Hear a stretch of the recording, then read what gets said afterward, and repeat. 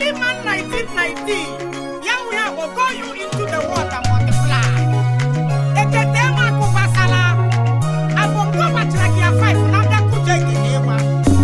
Oya! All powder one, you man a DPA man. Crystal 20, togetherness. Oya yikayari. Crystal 20, togetherness. Crystal 20 social club. Oya ruboda maya. Ndo mano na London area ya kurano na mma. Ahwai kara hibe jiri mama ya bakwalane. Powder wonye mana DPA man. Ya gashi. Imanyele.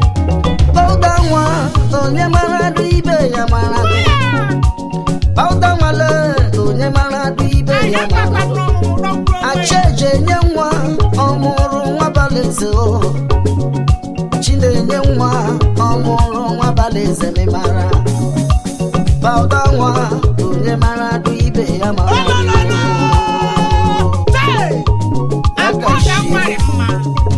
Ahwenkara welurie malari ewu efule Bauda nwa onye mara du ibe ya mara du Bauda nwa le onye mara du ibe ya mara Acheje nyenwa omuru nwa baleze o Acheje nyenwa omuru nwa baleze mara Bauda nwa ibe ya mara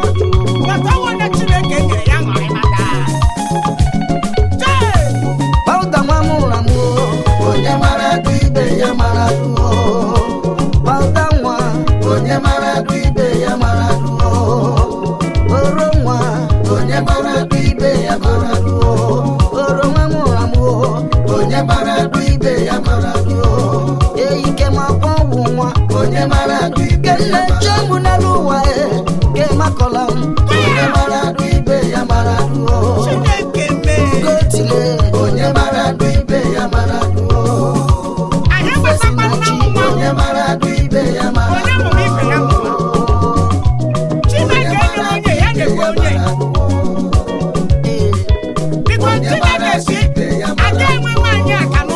Wani diri me Wokarure chiche o Ruokwa mba nwanyi muru nwa o Nwanyi na mwa ebiela yoro Ura o Achukwe mena Awe ya denye mwa kwano Anye riri mangoro manu riri manu para manu o Wanya mola no wa o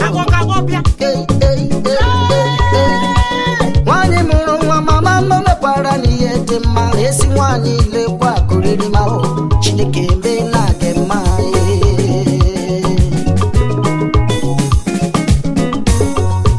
Oda wa mura mu o Onye mara du ibe ya mara du o Crystal 20 le Onye mara du ibe ya mara du o Ndamare mma Onye mara du ibe ya mara du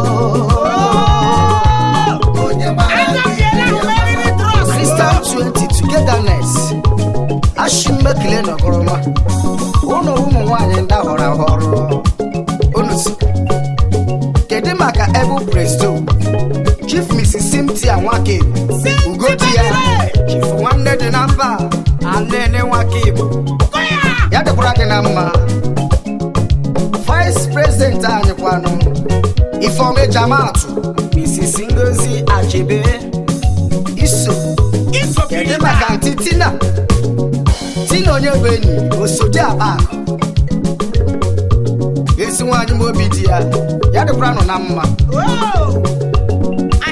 Lolo Kiru Okara Mmasinachi Awu nwanyi nde mobidi ya Yade kurano na mma Kele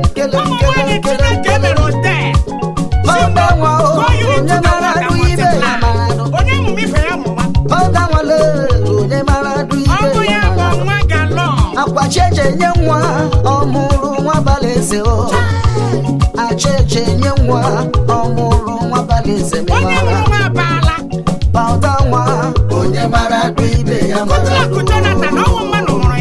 Christian onye mara du ibe ya mara Aika shikelu moja ni mwa onye mara du ibe ya mara maka Mrs. Telo umemma ya dịkwara gị na mma ọ bụ ezi nwaanyị nwebi di ya osokwa Lady Mrs. Maria Stella Igwe Egbe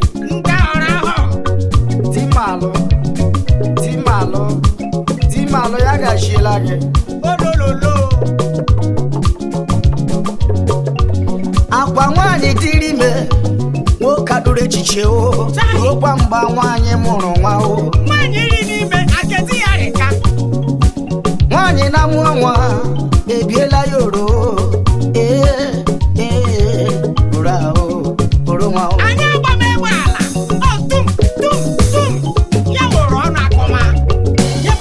anyị riri ma riri manụ mụrụ manụ bara manụ nwaanyị amụọla na-esi nwa o nwaanyị mụrụ nwa mama mụ mekwara n'ihe dị mma chesi nwaanyị lekwa akụriri ma Chineke mbe na-agị mma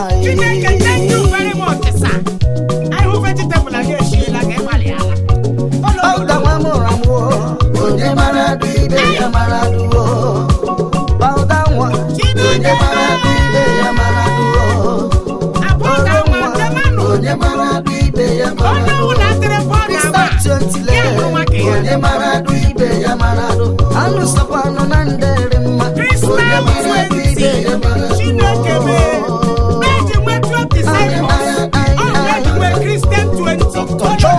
Ujumaga move ya gashi sokwa kedu maka Mrs. Nnenna Izuchukwu Lọla Ebubedike ya gashi